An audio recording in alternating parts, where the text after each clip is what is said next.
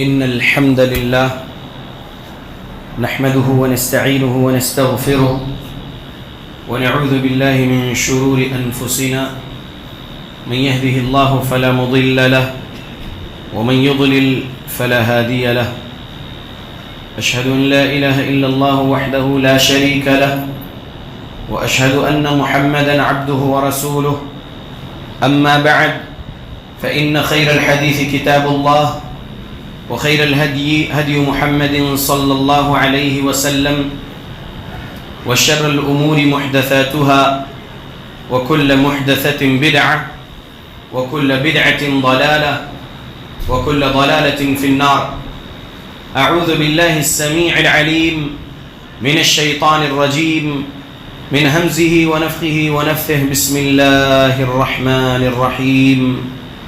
قاف والقرآن المجيد بل عجبوا أن جاءهم منذر منهم فقال الكافرون هذا شيء عجيب أإذا متنا وكنا ترابا ذلك رجع بعيد قد علمنا ما تنقص الأرض منهم وعندنا كتاب حفيظ بل كذبوا بالحق لما جاءهم فهم في أمر مريج أفلم ينظروا إلى السماء فوقهم كيف بنيناها وزيناها وما لها من فروج والأرض مددناها وألقينا فيها رواسي وأنبتنا فيها من كل زوج بهيج تبصرة وذكرى لكل عبد منيب ونزلنا من السماء ماء مباركا فأنبتنا به جنات وحب الحصيد والنخل باسقات لها طلع نضيد رزقا للعباد وأحيينا به بلدة ميتا كذلك الخروج كذبت قبلهم قوم نوح وأصحاب الرس وثمود وعاد وفرعون وإخوان لوط وأصحاب الأيكة وقوم تبع كل كذب الرسل فحق وعيد أفعينا بالخلق الأول بل هم في لبس من خلق جديد. يا معاشر المسلمين، قال سبحانه وتعالى ومن أعرض عن ذكري فإن له معيشة ضنكا رب اشرح لي صدري ويسر لي أمري واحلل عقدة من لساني يفقه قولي. تمام قسم کی تعریفوں کا حقدار صرف اور صرف اللہ وحدہ لا شریک ہے. میں تعریف کرتا ہوں اس اللہ کی جس نے ساری کائنات کو 6 ایام میں بنا کر اپنے آپ کو عرش پہ مستوی کیا اور اس اللہ کا عرش 7 آسمانوں کے اوپر ہے. پڑھتا ہوں میں درود اور آپ سب بھی پڑھیں درود اللہ کے آخری نبی آخری رسول محمد صلی اللہ علیہ وسلم پر جس رحمت للعالمین پر درود پڑھنے کا حکم دیا ہے اللہ رب العالمین نے. اللہم صلی علی محمد وعلی آل محمد کما صلیت علی ابراہیم وعلی آل ابراہیم انکا حمید مجید. اللہم بارک علی محمد وعلی آل محمد کما بارکت علی ابراہیم وعلى آل إبراهيم إنك حميد مجيد. سامعین، آج 8 جنوری 2021 کو یہاں مسجد سلفیہ گھاٹ کوپر میں ہمارے خطبہ جمعہ کا عنوان ہے معیشتاً ضنکا. علماء معیشتاً ضنکا کو جیسے سمجھائے ہیں اور دلائل جو قرآنی آیات اور احادیث رسول سے وہ میں آپ کے سامنے رکھتا ہوں. معیشتاً ضنکا یعنی ہم تمہاری زندگی کو تنگ کر دیں گے. اللہ رب العالمین نے کہا ومن اور جو کوئی بھی شخص اعرض عن ذکری اعراض کرے گا میری نصیحت سے یا میری یاد سے غفلت اختیار کرے گا فإن له معیشة ضنکا تو میں اس کی زندگی کو تنگ کر دوں گا. وَنَحْشُرُهُ يَوْمَ الْقِيَامَةِ أَعْمَى اور اس کو قیامت کے دن اندھا کر کے اٹھاؤں گا۔ یہ سورہ طٰہٰ سورہ نمبر 20 آیت نمبر 124 ہے۔ غور کریے دلائل پر، کیا بات ہمیں سمجھائی گئی ہے، کیا نصیحت ہمیں کی گئی ہے۔ اللہ کے بندو، ترہیب اور ترغیب کا کام آدم علیہ السلام سے لے کر محمد الرسول اللہ صلی اللہ علیہ وسلم تک تمام انبیاء نے کیے۔ ترغیب اور ترہیب کیا ہے؟ نیکی کے طرف ترغیب کرنا، بلانا، اور اللہ کے عذاب سے ڈرانا، گناہ کے بارے میں بتانا کہ یہ گناہ ہے، اس سے بچو۔ یہ کام تمام انبیاء نے کیے۔ محمد الرسول اللہ صلی اللہ علیہ وسلم کے بعد قیامت تک کوئی نبی پیدا نہیں ہونے والے ہیں۔ جو کوئی بھی پیارے نبی کے بعد اپنے آپ کے بارے میں بول لیا کہ میں نبی ہوں، محمد الرسول اللہ کو نبی مانتا ہوں لیکن آخری نبی نہیں مان کر میں نبی ہوں، مجھے بھی نبوت دی گئی ہے، ایسا کوئی بولتا ہے جیسا کہ مرزا غلام احمد قادیانی لعنتی نے کہا تھا، تو وہ تمام جھوٹے نبیوں کا رد ہم قرآن اور حدیث سے ہی کرتے ہیں، اور محمد الرسول اللہ صلی اللہ علیہ وسلم پر نازل کردہ قرآن اور احادیث کے مطابق ہم ہمارا ایمان و عمل بناتے ہوئے یہی کہیں گے کہ قیامت تک اب کوئی نبی پیدا نہیں ہونے والے ہیں اور قیامت تک کوئی وحی نازل نہیں ہوگی۔ قرآن آخری وحی ہے اللہ کی۔ یہ قرآن اور حدیث میں جو ایمانیات سکھایا گیا ہے اس کے مطابق ہم کو ہمارے عقائد، ہمارے ایمان بنانا ہے۔ قرآن اور حدیث میں جو اعمال صالحات سکھایا گیا ہے اس کے مطابق ہم کو ہمارے اعمال بنانا ہے۔ قرآن و حدیث میں جو اخلاق حسنہ سکھایا گیا ہے، معاملات کیسا کرنا سکھایا گیا ہے، ہم وہی دلائل پڑھتے ہوئے، علماء حق سے وہی سیکھتے ہوئے ہمارے اخلاق حسنہ ہم بنائیں گے۔ اور یہ بات قیامت تک کے لیے ہر داعی کو کہتے رہنا ہے، ہر خطیب کو کہتے رہنا ہے، ہر مبلغ کو کہتے رہنا ہے، یہ دلائل سنانا ہے قرآن اور صحیح احادیث کی۔ اللہ کے بندو، ذکری جو لفظ ہے، ذکری جو ورڈ ہے اس سورہ 20 آیت 124 میں، ذکری کا دو معنی میں آج آپ کے سامنے سنا رہا ہوں۔ ایک ہے نصیحت اور دوسرا ہے یاد، میری یاد۔ اللہ نے کہا وَمَنْ أَعْرَضَ عَنْ ذِكْرِي، جو کوئی بھی شخص غفلت اختیار کرے گا میری نصیحت سے، اللہ رب العالمین نے کہا۔ تو میری نصیحت جب یہاں پر اللہ بول رہے تو اللہ کی نصیحت کیا ہے؟ یا ایھا الناس قد جاءتکم موعظۃ من ربکم، اے انسانوں یقیناً آ گیا ہے تمہارے رب کے جانب سے یہ نصیحت۔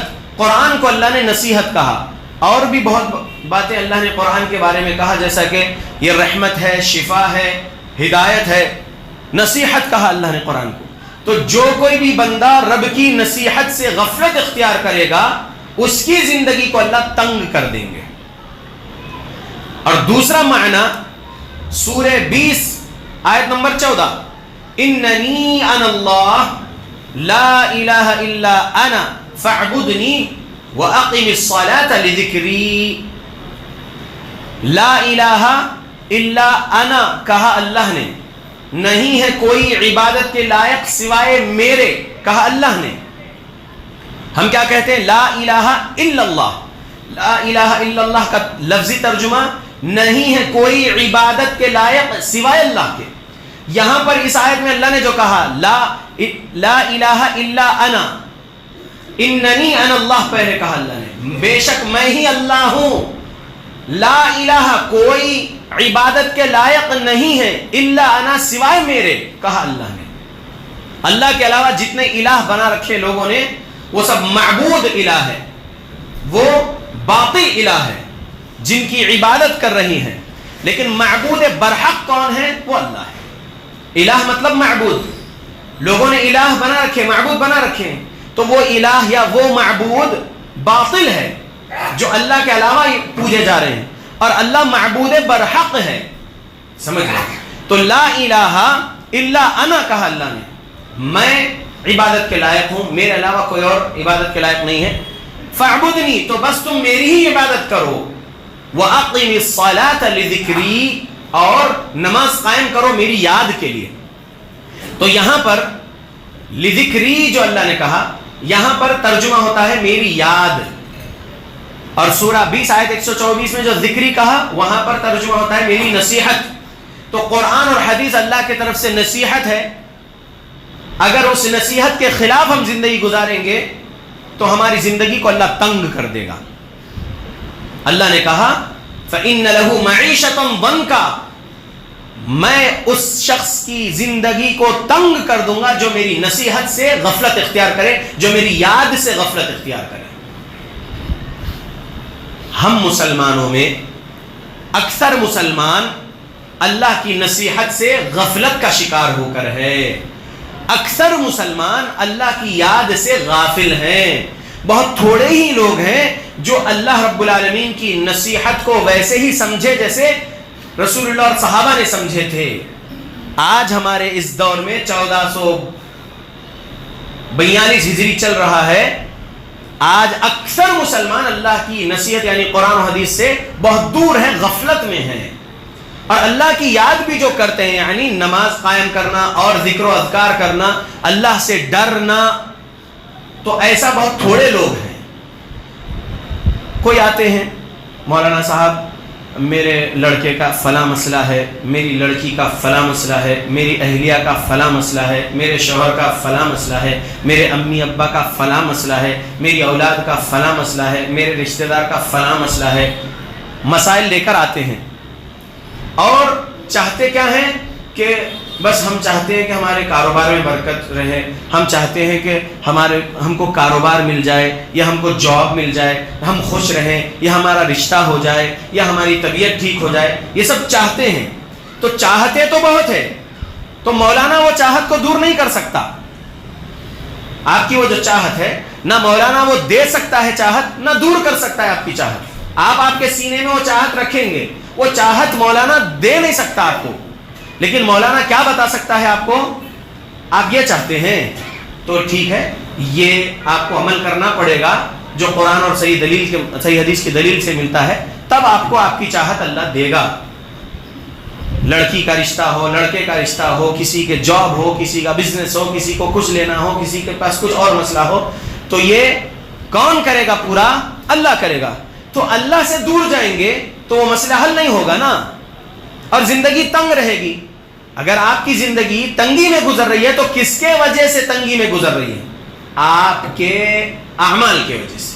آپ اگر گناہوں میں زندگی گزار رہے ہیں, اللہ کی نصیحت سے دور ہیں, اللہ کی نصیحت یعنی قرآن و حدیث سے آپ غفلت اختیار کیے ہوئے ہیں, نماز سے آپ دور ہیں, نماز آپ چھوڑے ہوئے ہیں, نماز سے غفلت اختیار کیے ہوئے ہیں, تو اللہ نے آپ کی زندگی تنگ کیا. لیکن لوگوں کا دماغ پہلے کہاں چلے جاتا ہے, دعا تعویذ کروا لیتے ہیں, ایسا بولتے ہیں, جبکہ تعویذ پہننا شرک ہے. 17422 نمبر کی حدیث مسند احمد میں پیارے نبی فرمائے من علق تمیمۃ فقد اشرک, جو کوئی بھی بندہ تعویذ گنڈا پلیتا سے اپنا تعلق جوڑے گا اس نے یقیناً شرک کیا. تو لوگ اپنے حالات کو دیکھ کر, تکلیف کو دیکھ کر دعا تعویذ کروانے فوراً دوڑتے ہیں, لیکن اپنے حالات پر غور نہیں کرتے کہ میرے کن گناہوں کے وجہ سے یہ مصیبت میرے سر پر ہے, کہ میرا مسئلہ حل نہیں ہو رہا, رشتہ نہیں آ رہا ہے, یا جاب نہیں مل رہا ہے, یا کاروبار بہتر نہیں ہو رہا ہے, لاس ہی لاس رہ رہا ہے, طبیعت سدھر نہیں رہی ہے, دوائیں کھا رہے ہیں لیکن اثر نہیں ہو رہی ہے, دوا اثر نہیں کر رہی ہے, شفا نہیں مل رہی ہے. تو یہ کیوں, کسی نے کچھ کروا دیا ہوگا. فوراً دماغ وہاں جاتا ہے کہ کسی نے کچھ کھلا پلا دیا ہوگا, کچھ جادو کر کے, یا کھلایا نہیں ہوگا تو صرف جادوئی اثر کر دیا ہوگا, یا نظر بد لگ گئی ہوگی. کیوں باہر پہلے دماغ بھیجتے ہو, اپنے آپ کا ماحول پہلے دیکھو, گھر کے اندر اپنے حالات پہلے دیکھو, اپنے عقیدے کو دیکھو, اپنے اعمال کو دیکھو, اور اس سورہ 20 آیت 124 پر اپنے آپ کو پیش کرو کہ رب نے کہا وَمَنْ أَعْرَضَ عَنْ ذِكْرِي, جو کوئی بھی شخص میری نصیحت سے غفلت اختیار کرے گا, منہ موڑے رکھے گا, فَإِنَّ لَهُ مَعِيشَةً ضَنْكَ, تو میں اس کی زندگی کو تنگ کر دوں گا. تنگی میں اگر گزر رہی ہے زندگی تو آپ اپنے آپ کو دیکھ لیجئے, اپنے آپ کو پیش کریے اس آیت پر, دماغ نہ دوڑائیے جن, شیطان, جادو, اثرات, نظر بد وغیرہ کی طرف. وہ بھی ہے, ہو سکتا ہے, وہ سب چیزیں بھی ہوتی ہے, لیکن پہلے دماغ وہاں نہیں دوڑانا. پہلے دماغ اپنے آپ پر سوچ میں، فکر میں کہ میرے کن کرتوتوں کے وجہ سے میرے اوپر یہ مصیبت ہے. جیسے سورہ 42 میں آیت 30 اللہ رب العالمین نے کہا وَمَا أَصَابَكُم مِّن مُّصِيبَةٍ فَبِمَا كَسَبَتْ أَيْدِيكُمْ وَيَعْفُو عَن كَثِيرٍ.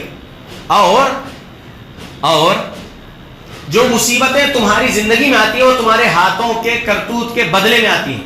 تمہارے ایسے بہت سارے گناہ ہیں جو ہم یوں ہی معاف کر دیتے ہیں. یہ اللہ نے کہا سورہ شورى آیت 30 میں. تو ہم اپنے آپ پر غور کرنا کہ میرے کس گندے عقیدے کے وجہ سے یہ مصیبت میرے سر پر ہے، یا میرے کس گندے اعمال کے وجہ سے میرے سر پر یہ مصیبت آئی ہے، یہ دیکھنا ہے. بندہ ہاتھ سے بھی گناہ کرتا ہے، زبان سے بھی گناہ کرتا ہے، کبھی دل سے بھی گناہ کرتا ہے، آنکھوں سے بھی گناہ ہوتا ہے. تو جسم گناہوں میں ہے، لیکن زیادہ گناہ جو کرتا ہے بندہ زبان اور ہاتھ سے کرتا ہے. اپنے آپ کو بھی نقصان پہنچانے کا اور دوسروں کو بھی زبان اور ہاتھ سے نقصان پہنچانے کا گناہ کرتا ہے. تو ہوگا کیا؟ آپ مصیبت مول رہے ہیں آپ کے برے کاموں کے وجہ سے، اپنے آپ کو پیش کر رہے ہیں ہم کو قرآن حدیث پر. تب جا کر فائدہ ملے گا کہ ہاں یہ بات ہے کہ میرے ان اعمال کی وجہ سے مصیبت آئی ہے. آج میں سچی توبہ کر لیتا ہوں، آج میں 5 وقت کی نماز کا پابند اپنے آپ کو بنا لیتا ہوں، آج میں صحیح علماء حق کی صحبت اختیار کرنا چاہتا ہوں تاکہ میں ان سے صحیح عقیدہ، صحیح اعمال، صحیح معاملات، صحیح اخلاق سیکھ لوں قرآن حدیث کے مطابق، تاکہ میں اپنی حالات کو سنوار سکوں، اللہ مجھ پر رحمت برکت نازل کر دے اور موت کے بعد مجھے جنت مل جائے. آگے بات دوسرے خطبے میں آئے گی. اللہ سے دعا کرتا ہوں اللہ ہم مسلمانوں کو اللہ کی نصیحت یعنی قرآن اور حدیث کو پڑھنے والا بنائے، قرآن و حدیث کو سلف صالحین کے مطابق سمجھ کر عمل کرنے والا بنائے ہماری موت تک. آمین.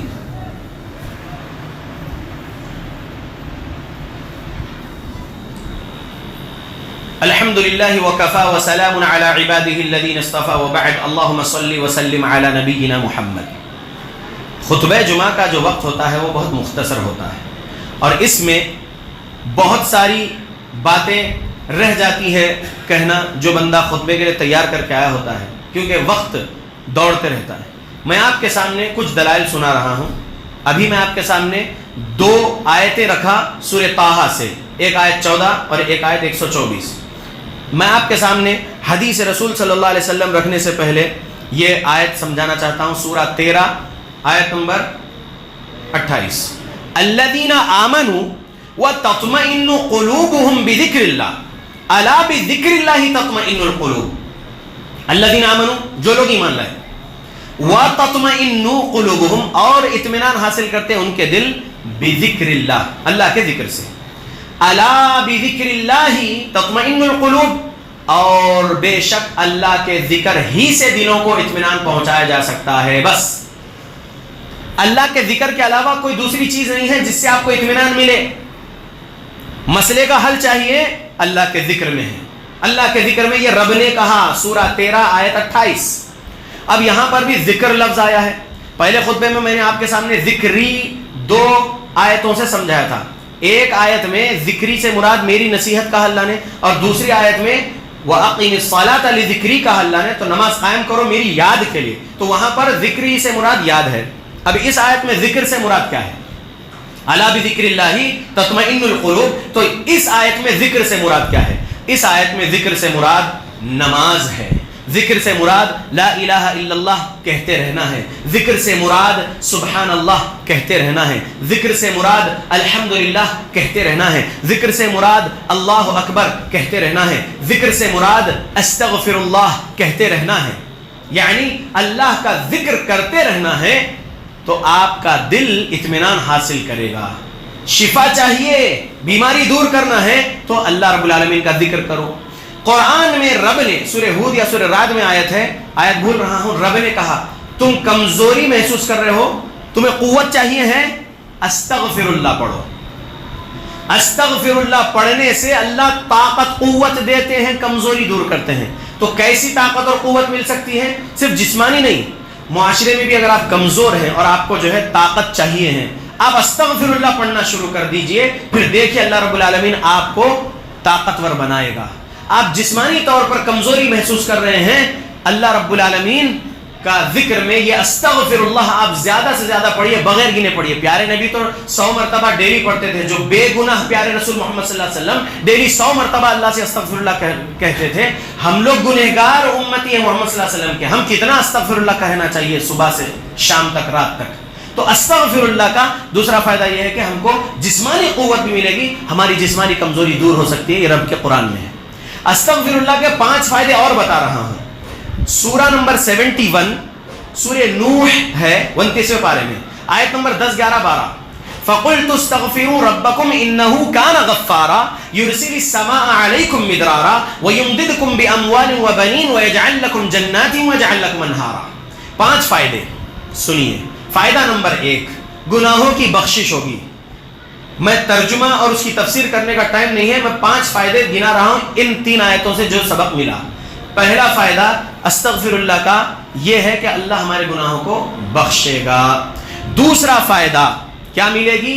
بارش ملے گی رحمت والی۔ پھر وَيُمْدِدْكُمْ بِأَمْوَالٍ وَبَنِينَ، تیسرا فائدہ مال میں اضافہ ہوگا۔ چوتھا فائدہ بیٹوں میں اضافہ ہوگا۔ پھر 5واں فائدہ وَيَجْعَلْ لَكُمْ جَنَّاتٍ وَيَجْعَلْ لَكُمْ أَنْهَارًا، اللہ رب العالمین وہ جنت دے گا جو نہروں والی ہوگی۔ تو 5 فائدے دے رہا ہے اللہ رب العالمین استغفر اللہ پڑھنے کے، ان 3 آیتوں سے معلوم ہوا۔ تو کہنا کیا ہے اللہ کے بندو؟ مال میں اضافہ کرنا ہے آپ کو۔ ہر انسان چاہتا ہے کہ مال میں اضافہ ہو، کون نہیں چاہتا کہ اس کے مال میں اضافہ نہ ہو؟ مال میں اضافہ کرنا ہے، استغفر اللہ پڑھتے رہیے۔ یہ رب نے کہا، سورہ 71 آیت 10، 11، 12۔ تو رب کی بات مانو۔ مولانا کے پاس آ کے اپنی تکلیف سناتے ہو کہ مولانا صاحب یہ مسئلہ ہے، مولانا صاحب کیا دے رہے ہیں؟ قرآن سے عمل دے رہے ہیں، حدیث رسول سے عمل دے رہے ہیں آپ کو، آپ جا کر وہ عمل کریے۔ اور عمل بہت چھوٹا دے رہے ہیں، بہت بڑا عمل نہیں دے رہے نا، بہت چھوٹا چھوٹا عمل بتا رہے ہیں جس کی فضیلتیں بہت زیادہ ہیں، جس کے فائدے بہت زیادہ ہیں۔ وہ کریں گے تو فائدہ آپ کو ملے گا، فائدہ آپ کو ملے گا۔ میں 2005 تک شرک بدعت خرافات کے فرقے میں تھا، پھر 2006 2007 بھی شرک بدعت خرافات کے فرقے میں تھا۔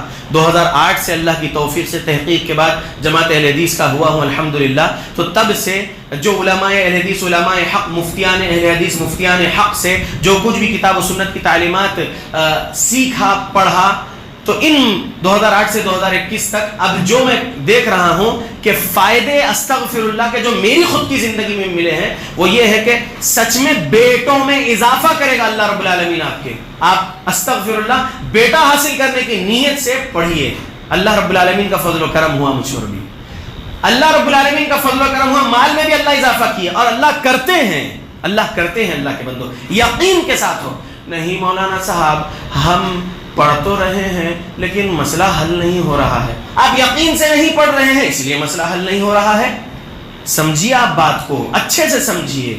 آپ کیسا پڑھتے ہوں گے؟ امام البانی رحمۃ اللہ علیہ کا ایک ویڈیو یوٹیوب پر موجود ہے جو فرض نماز کے سلام پھیرنے کے بعد کے اذکار جو پڑھتے ہیں لوگ، جس میں غلطیاں کرتے ہیں اذکار پڑھنے میں، اس کو سمجھائیں امام البانی۔ وہ ویڈیو میں دیکھنے پر مجھے اتنا اچھا لگا کہ میں بھی ویسی بات لوگوں کو سمجھاتے رہا ہوں۔ وہ ویڈیو دیکھ لینے کے بعد میرے کو اور ٹھنڈک ہو گئی کہ الحمدللہ میں ہمارے علماء حق کی نقش قدم پر چل رہا ہوں۔ مثلا میں اپنی تعریف کے لیے نہیں بول رہا ہوں، وہ ویڈیو ملنے کے بعد میرے کو ٹھنڈک محسوس ہوئی کہ الحمدللہ میں ایسا کام کر رہا ہوں۔ مثال کے طور پہ میں کہتا آیا ہوں لوگوں سے اور کہہ رہا ہوں سبحان اللہ سبحان اللہ سبحان اللہ سبحان اللہ الحمدللہ الحمدللہ الحمدللہ الحمدللہ الحمدللہ اللہ اکبر اللہ اکبر اللہ اکبر اللہ اکبر۔ یہ طریقہ نہیں ہے پڑھنے کا اذکار۔ آپ اچھے سے پڑھیے، سبحان اللہ، الحمدللہ، اللہ اکبر، اچھے سے پڑھیے۔ آپ ایسا پڑھ رہے ہیں اسپیڈلی، استغفر اللہ استغفر اللہ استغفر اللہ، میننگ بھی نہیں سمجھ رہے اس کا، اور الفاظ کو جیسے ادا کرنا ہے ویسا ادا بھی نہیں کر رہے ہیں، تو فائدہ ملے گا آپ کو؟ آپ ٹائم ویسٹ کر رہے ہیں آپ کا۔ آپ اپنے آپ کو سمجھ رہے ہیں کہ بس میں نے میری ذمہ داری تھی وہ کر لیا پوری، نہیں، آپ رب کی عبادت کر رہے ہیں استغفر اللہ کہہ کر بھی، آپ رب کی عبادت کر رہے ہیں سبحان اللہ الحمدللہ اللہ اکبر کہہ کر بھی، کیونکہ اللہ کا ذکر کرنا اللہ کی عبادت کرنا ہوا۔ اور 21ویں پارے کی پہلی آیت پر جب غور کرتے ہیں تو اس میں ہے ان الصلاۃ تنہی عن الفحشاء والمنکر ولذکر اللہ اکبر، بے شک نماز لوگوں کو بچاتی ہے تمام برے کاموں سے اور تمام فحش کاموں سے، اور اللہ کا ذکر سب سے بڑی چیز ہے. وَلَذِكْرُ اللَّهِ أَكْبَرُ یہ رب نے کہا 21 پارے کی پہلی آیت. تو اللہ کا ذکر بہت بڑی چیز ہے اللہ کے بندو. تو ہم کو کیا کرنا ہے؟ اچھے سے پڑھنا ہے. اگر آپ میننگ سمجھتے ہوئے ترجمہ سمجھتے ہوئے, استغفر اللہ کا ترجمہ کیا ہے؟ میں بخشش طلب کرتا ہوں اللہ رب العالمین سے. مختصر میں اللہ سے بخشش کا طالب ہوں, اللہ سے میرے گناہ بخشوانا چاہتا ہوں. استغفر اللہ کا مطلب سمجھ رہے؟ تو آپ اچھے سے پڑھیے استغفر اللہ استغفر اللہ.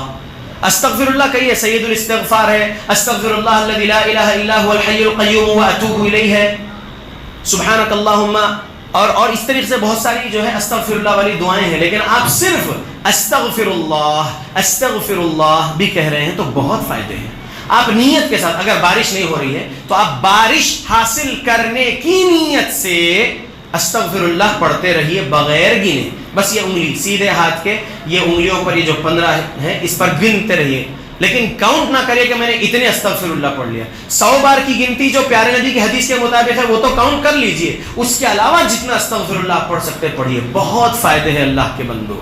اللہ کے بندو, اگر آپ اللہ کے ذکر سے غفلت اختیار کریں گے تو آپ کی زندگی کو اللہ تنگ کر دے گا. کہا خود اللہ نے, وَمَنْ أَعْرَضَ عَنْ ذِكْرِي فَإِنَّ لَهُ مَعِيشَةً ضَنْكًا وَنَحْشُرُهُ يَوْمَ الْقِيَامَةِ أَعْمَى. اور جو کوئی بھی شخص میری نصیحت سے یا میری یاد سے غفلت اختیار کرے گا تو میں اس کی زندگی کو تنگ کر دوں گا اور اس کو قیامت کے دن اندھا کر کے اٹھاؤں گا. آگے اور آیتیں ہیں جس کا سمجھانے کے لیے بہت وقت چاہیے, لیکن خطبے کا وقت ختم ہو چکا ہے, اس لیے میں بس آپ کے سامنے یہ بات آخر میں کہہ دوں کہ اللہ کے بندو, اللہ رب العالمین سے اپنا تعلق مضبوط کرو. رسول اللہ صلی اللہ علیہ وسلم کی ایک حدیث میں آپ کے سامنے سنانا ضروری سمجھ رہا ہوں, جو صحیح بخاری میں حدیث نمبر 6407 ہے, 6407 نمبر کی.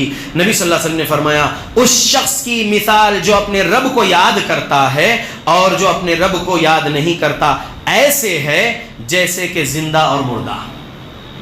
جو اپنے رب کو یاد کر رہا ہے یعنی ذکر اللہ میں مصروف رہتا ہے تو وہ بندہ ایسا ہے جیسا کہ زندہ انسان, زندہ شخص. اور جو اللہ کا ذکر نہیں کرتا ہے وہ ایسا ہے جیسا کہ مردہ شخص. یہ رسول اللہ کی حدیث صحیح بخاری سے. دلائل بہت سارے ہیں قرآن سے اور حدیث سے سنانے کے لیے, لیکن آج آپ کے سامنے جو دلیلیں سنا سکا قرآن سے اور یہ حدیث, سمجھ لیجئے کہ ہمیں زندہ رہنا ہے ذکر اللہ کرتے ہوئے. موت اس حالت میں آئے گی آپ کی کہ آپ ذکر میں رہیں گے. اس وقت جب آپ عادت بنائیں گے ذکر اللہ کو, جب آپ زبان پر ہمیشہ رکھیں گے اللہ کا ذکر, تو موت کب کس حالت میں آنے والی ہے نہیں معلوم ہے. وہ وقت ہی آپ کے لیے خیر والا وقت ہو جائے جب آپ کی زبان سے ذکر اللہ ہو رہا اور موت آپ کو آ جائے. کتنا بہترین رہے گا. اللہ اکبر. اللہ کے بندو, ماعز بن اسلمی رضی اللہ عنہ سے زنا ہوا تھا اور انہوں نے رسول اللہ کے پاس آ کر بولے کہ مجھ سے گناہ ہوا ہے, مجھ سے یہ گناہ ہوا ہے. نبی, پیارے نبی اپنا چہرہ پھیر لیے ان سے. وہ پھر نبی کے سامنے آ کر بول رہے کہ میں نے زنا کیا میرے نبی. پھر نبی اپنا چہرہ پھیر لیا ان سے. وہ تیسری مرتبہ پھر بول رہے ہیں کہ میں نے زنا کیا ہے میرے نبی. تب پیارے نبی نے کسی ایک صحابی کو بلائے, بولے کہ دیکھو ذرا ان کے منہ میں سے شراب کی بو آ رہی ہے, کیا یہ نشے کی حالت میں ایسا بول رہے ہیں؟ تو شراب بھی نہیں پیے ہوئے تھے. تو نبی صلی اللہ علیہ وسلم سے صحابی ماعز بن اسلمی رضی اللہ عنہ جب بولے کہ مجھ سے یہ جرم ہوا ہے, تو پیارے نبی نے کہا کہ کیا ایسا اور ایسا ہوا ہے؟ انہوں نے کہا ہاں ایسا اور ایسا ہوا ہے. تب پیارے نبی نے کہا کہ لے جاؤ ان کو رجم کر دو, یعنی پتھروں سے مار کے ختم کر دو. تو اللہ کے بندو, ماعز بن اسلمی رضی اللہ عنہ کا وہ گناہ جب وہ کر رہے تھے تو ان کو کسی نے نہیں دیکھا, کسی نے نہیں دیکھا. اب جب گواہی نہیں تھا اس گناہ کا ان کے, تو وہ کیوں آئے پیارے نبی کے پاس اور کیوں اپنے آپ کو ہلاک کرنے کے لیے بول رہے کہ مجھے ہلاک کر دو, مجھے سزا دے دو جو دنیاوی سزا ہے. تو ان کو کیا چیز لے کر آئی پیارے نبی کے پاس؟ اللہ کا ڈر. اللہ تو دیکھا وہ گناہ میرا, اور جو فرشتے میرے ساتھ ہیں میرا سب کچھ لکھنے کے لیے وہ دیکھے. یہ اللہ سے غافل نہیں تھے. اللہ کے قرآن اور رسول اللہ کی احادیث سے غافل نہیں تھے، اللہ کی یاد سے غافل نہیں تھے، اس لیے وہ ڈر جو اللہ کا ان کے سینے میں تھا وہ ڈر ان کو لے کر آیا۔ ایمان بالغیب جو ان کے سینے میں تھا، ایمان بالغیب یعنی فرشتے جو لکھ چکے، فرشتے تو گواہ ہے نا، یہ ایمان بالغیب میں سے فرشتوں پر ایمان رکھنا، جہنم اور جنت پر ایمان رکھنا ایمان بالغیب میں سے ہے۔ وہ سن چکے تھے رسول اللہ سے کہ زانی کو ایسی ایسی سزا ملنے والی ہے جہنم کی، تو وہ عذاب آخرت نہیں لینے کے لیے دنیا کا عذاب لینے آ گئے رسول اللہ صلی اللہ علیہ وسلم کے پاس۔ تو کیوں وہ غافل نہیں تھے رب کی نصیحت سے؟ ہو گیا۔ دیکھو الایمان یزید و ینقص، ایمان زیادہ بھی ہوتا ہے، ایمان گھٹتا بھی ہے۔ جب ایمان کمزور ہوتا ہے انسان کا، بندہ گناہ کر لیتا ہے، لیکن گناہ پر نادم ہو گئے، آ کر نبی کو سنا دی اور سزا پا گئے۔ ویسا ایمان ہم کو بنانا ہے، ہم کو گناہوں سے بچنا ہے، نہیں کرنا ہے ہم کو زنا، نہیں کرنا ہے ہم کو چوری، نہیں کہنا ہے جھوٹ اور نہیں دینا ہے جھوٹی گواہی، نہیں پینا ہے شراب، نہیں کرنا ہے ماں باپ کی نافرمانی، نہیں کرنا ہے تمام کبیرہ گناہ، اور سب سے بڑا جو شرک کفر ہے وہ تو کرنا ہی نہیں ہے۔ اللہ کے بندوں تمام بڑے گناہ سے بچنا ہے، لیکن اگر کبھی چھوٹے چھوٹے گناہ ہو رہے تو آپ ذکر اللہ میں رہیں گے، اللہ کا ڈر اپنے سینے میں رہے گا، تو آپ اپنے آپ کو بچا سکیں گے اس دنیا میں عذاب ادنا سے، اور عذاب اکبر آخرت میں جو ملنے والا ہے اس سے بھی بچا سکیں گے، اور رب سے رحمت، برکت، سلامتی، حفاظت پا لیں گے، تنگی والی زندگی میں نہیں رہیں گے دنیا میں۔ لہذا آج کا جو خطبہ تھا معیشتاً ضنکا جو عنوان تھا، یعنی اللہ نے کہا کہ ہم تمہاری زندگی کو تنگ کر دیں گے، تو زندگی تنگ ہوتی ہے اس بندے کی اس کے برے اعمال کی وجہ سے، رب کی یاد سے غفلت میں رہنے کی وجہ سے۔ لہذا آج مضبوط ارادہ کر لیجئے کہ ہماری موت آنے تک ہم اللہ کے قرآن اور رسول اللہ کی حدیث سے کبھی غفلت نہیں اختیار کریں گے، اللہ کی نصیحت، رسول اللہ کی نصیحت سے کبھی غفلت اختیار نہیں کریں گے، اللہ کی یاد سے کبھی غفلت اختیار نہیں کریں گے، 5 وقت کی نماز پابندی سے پڑھیں گے، کیونکہ نماز الصلاۃ من الایمان ہے، نماز ایمان ہے، نماز چھوڑیں گے تو کفر ہو جائے گا۔ یہ ہم آج سے اپنا مضبوط ارادہ بناتے ہیں کہ نماز نہیں چھوڑیں گے، پابندی سے 5 وقت کی نماز ادا کریں گے، اور ذکر اللہ میں رہیں گے، چاہے چلتے پھرتے ذکر ہو، گاڑی پر ذکر ہو، لیٹے ہوئے ذکر ہو، بیٹھے ہوئے ذکر ہو، استغفر اللہ پڑھیں گے، اچھے سے پڑھیں گے، اللہ کا ذکر اچھے سے کریں گے، رب کو راضی کرنے کے لیے، تاکہ دنیا کی زندگی میں خیر، عافیت، بھلائی، برکت، رحمت، سلامتی، حفاظت اللہ سے ملتے رہے، اور موت اس حالت میں ملے کہ اللہ رب العالمین کے وہ فرشتے آ کر ہماری روح قبض کر کے لے جائے جو ہم کو جنت کی خوشخبری دیں گے اس وقت، موت کے وقت۔ اللہ سے میں دعا کرتا ہوں اللہ ہم مسلمانوں کو قرآن اور حدیث پڑھنے کی توفیق دے، قرآن و حدیث کو سلف صالحین کے مطابق سمجھ کر عمل کرنے کی توفیق دے۔ اللہ رب العالمین ہم کو تقوی، اخلاص عطا کرے، زیادہ سے زیادہ ہم اللہ سے محبت کرنے والے بن جائیں، دوسرے نمبر پر محمد الرسول اللہ سے سچی محبت کرنے والے بن جائے، تیسرے نمبر پر صحابہ اور اہل بیت رضی اللہ عنہم سے سچی محبت کرنے والے بن جائے، چوتھے نمبر پہ دین اسلام کی تعلیمات سیکھنے اور اس پر عمل کرنے اور اس کی تبلیغ کرنے والے کام سے سچی محبت کرنے والے ہم بن جائے، پانچویں نمبر پہ ہم اپنے ماں باپ سے محبت کرنے والے بن جائیں، اور پھر دیگر محبتیں اس کے بعد ہم کرنے والے رہیں۔